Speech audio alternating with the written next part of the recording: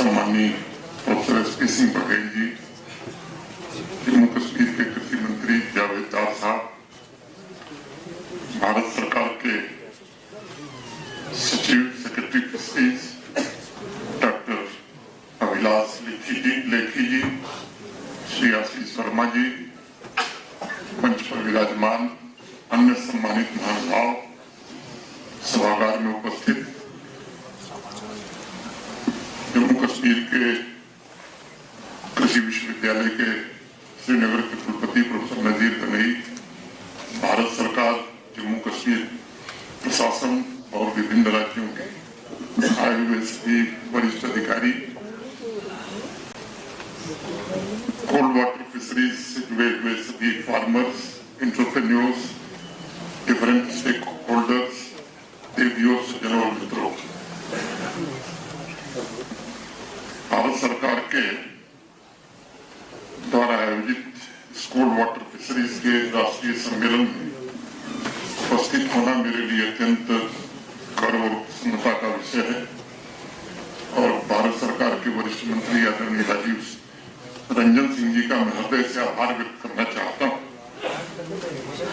जिन्होंने इस सम्मेलन के लिए जम्मू कश्मीर को चुना और केवल चुना नहीं बल्कि आने के पहले अनंतनाग में एक क्लस्टर भी स्वीकृत किया 100 करोड़ रुपए की लागत से। इसके लिए मैं उनको बधाई देता हूं।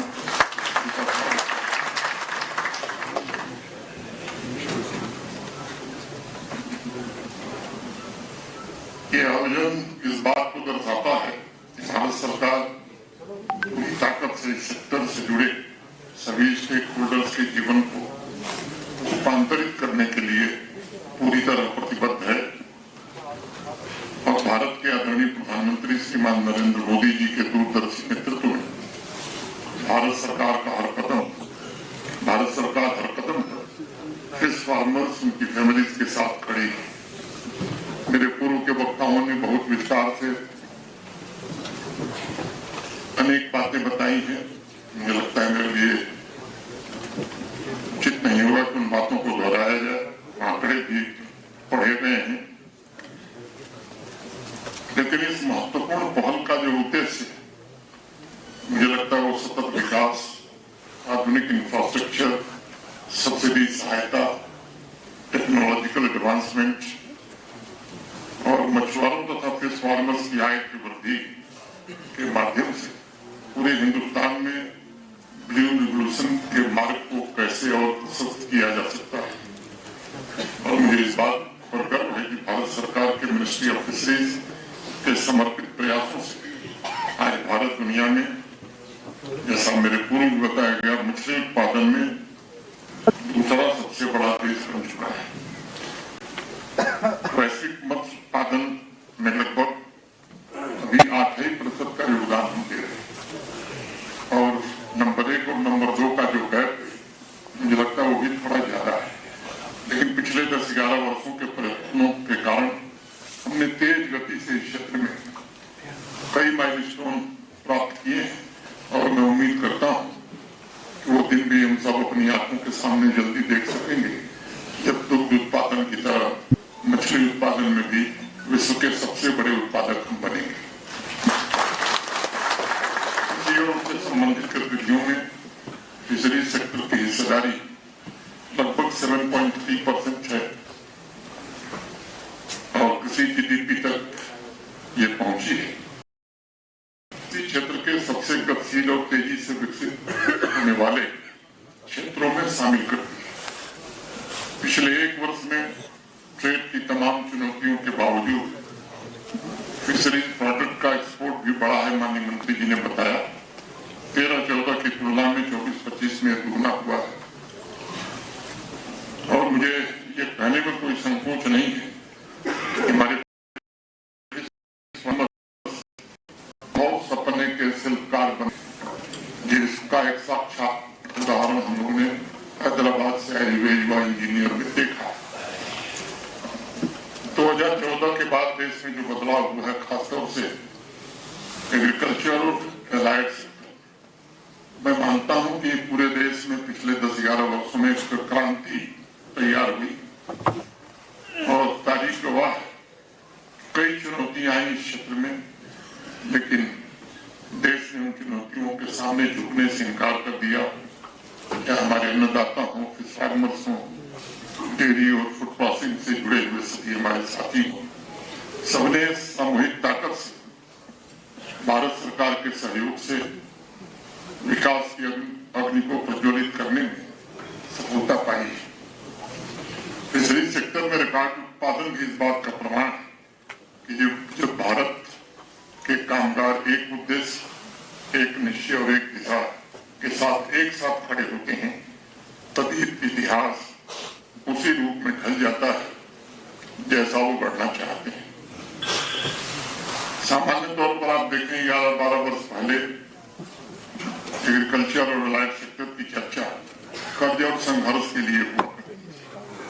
आज उसकी चर्चा नए रिकॉर्ड उत्पादन के लिए हो रही है, वन डिस्ट्रिक्ट वन प्रोडक्ट के लिए हो रही है, रिकॉर्ड एक्सपोर्ट के लिए हो रही है।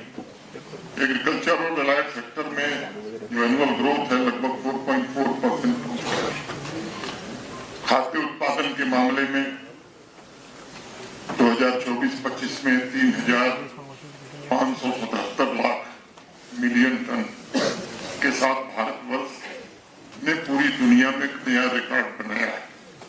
और माननीय प्रधानमंत्री जी ने स्पष्ट किया है, किसानों के हितों के साथ किसी भी प्रकार का समझौता, चाहे वो ट्रेड फ्रेमवर्क हो या ट्रेड एग्रीमेंट हो, कभी भी भारत सरकार नहीं करेगी और किसानों के हितों का पूरी तरह से संरक्षण भारत सरकार करेगी। ये भारत सरकार की जिम्मेदारी है।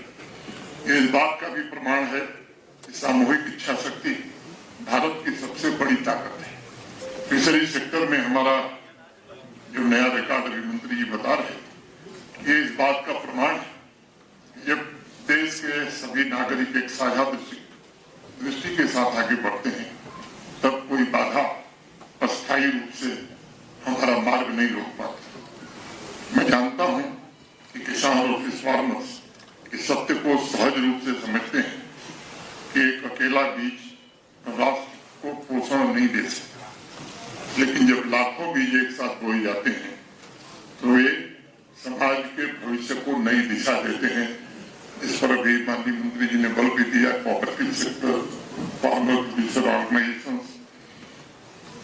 इसके बाद का जो सत्र है, मेरी अपेक्षा होगी कि टेक्निकल सेशन में एक्सपर्ट्स इस बात को आधार बनाकर विभिन्न विषयों पर ये चर्चा जरूर करें कि आज जो गर्व भारत अपने किसानों और फिश फार्मर्स की उपलब्धियों पर अनुभव कर रहा है, वही भावना इस सेक्टर में आने वाले कल की ऊर्जा कैसे बन सकती है।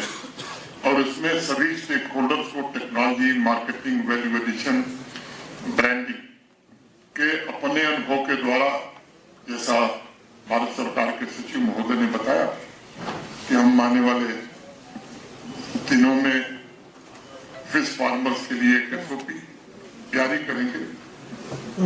आप सब जानते हैं कि कोल्ड वाटर फिशरीज का केंद्र मुख्यतः हिमालय और उप हिमालयी क्षेत्र है, जिसके बारे में काफी चर्चा हो चुकी है। मैं एक छोटे अनुभव की बात करूंगा, वो जो जम्मू कश्मीर से संबंधित है। ट्राउट का मत्स्य पालन, रेनबो ट्राउट, ये जम्मू कश्मीर के लिए अपार संभावनाएं रखता है। ये 2.5-3 साल पहले एक holistic agriculture development plan Jammu Kashmir के लिए देश के जाने माने कृषि विशेषज्ञों की मदद से, जिसमें हमारे दोनों कृषि विश्वविद्यालय भी शामिल थे, बनाया गया। 29 प्रोजेक्ट उसमें कृषि वैज्ञानिकों के सलाह से जम्मू कश्मीर प्रशासन ने स्वीकृत किए। कोई एक प्रोजेक्ट साइलो में नहीं है, सब इंटर रिलेटेड है। जम्मू कश्मीर की जो आवश्यकताएं उनको ध्यान में रखते हुए, वाटर हमारे पास कम है, मिल्क प्रोडक्शन, मिल्क डेफिसिट थी, मीट की डेफिसिट थी, ट्राउट या फिश प्रोडक्शन हम कैसे बढ़ा सकते हैं, इन सभी बातों को ध्यान में रखकर जो ये प्लान बना, एक लक्ष्य रखा गया और मोटा मोटी एक कंजर्वेटिव असेसमेंट एग्रीकल्चरल साइंटिस्ट का ये था कि भी जो एग्रीकल्चर और अलाइड सेक्टर का कंट्रीब्यूशन है इस प्लान के लागू होने के बाद वो कम से कम दुगना जरूर हो जाए। उसके लाभ किसानों को मिलने लगे आने वाले दिनों में। मैं उम्मीद करता हूं कि और मिलेंगे। जम्मू कश्मीर में लगभग 27,000 हेक्टेयर ये जल संसाधन हमारे पास उपलब्ध हैं। हैचरी के विकास, कोल्ड चेन इंफ्रास्ट्रक्चर के निर्माण, टिबिनों की स्थापना तथा मछली उत्पादन के बाद की प्रबंधन प्रणालियों को बेहतर बनाने में इस स्कीम के कारण काफी सफलता मिली है। हमारे जल स्रोत जैव विविधता की दृष्टि से भी बड़े महत्वपूर्ण है। और ट्राउट मछली का मूल्य पूर्व के लोगों ने बताया कि काफी महंगा है। यहाँ जो एक्सपोर्ट्स वाकिफ हैं कि 22-23 में यहाँ HADP 5,013 करोड़ रुपए की लागत से स्वीकृति हुई थी। 2021-22 में ट्राउट प्रोडक्शन यहाँ 1,663 टन था, जो 2024-25 में बढ़कर 2,650 टन हुआ। प्राइवेट सेक्टर में पहले 936 ट्राउट यूनिट थी, जिसकी संख्या बढ़कर के 1,649 हो गई है। पहले एक ट्राउट हैचरी हुआ करती थी, आज 9 हो गई है। एक भी ट्राउट फीड मिल यहाँ नहीं थी, लेकिन अब 6 फीड मिल स्थापित हो चुकी है।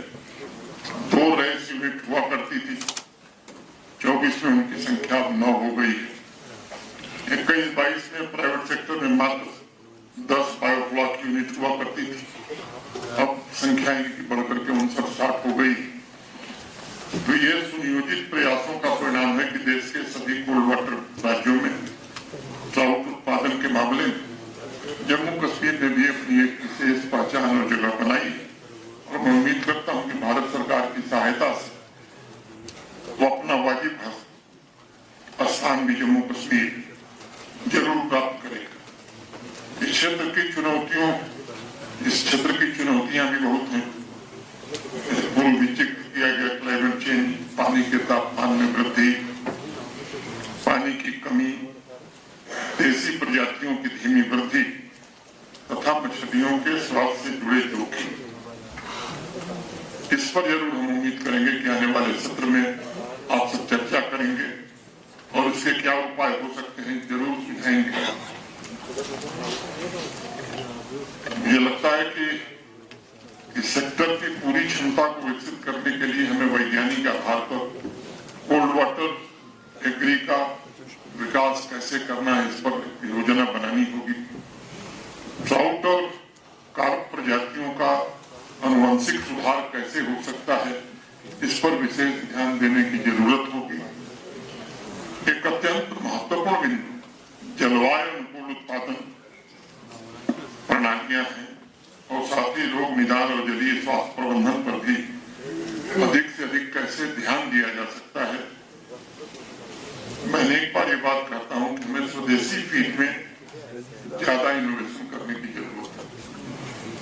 सीड और फीड की जो सप्लाई चेन, ये कैसे हम पूरे देश में और खासतौर से जम्मू कश्मीर मेंटेन कर सकते हैं ताकि इस क्षेत्र से जुड़े लोगों को कभी कोई कठिनाई न आए।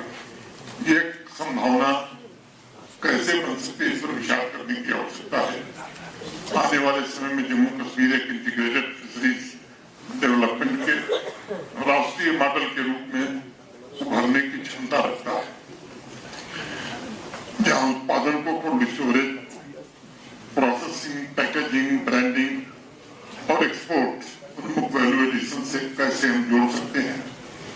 इस प्रकार का वैल्यू चेन अप्रोच न केवल रोजगार के अवसर प्रदान करेगा बल्कि पोस्ट हार्वेस्ट नुकसान को भी कम करेगा और फिश फार्मर्स की आय में भी उल्लेखनीय वृद्धि करेगा।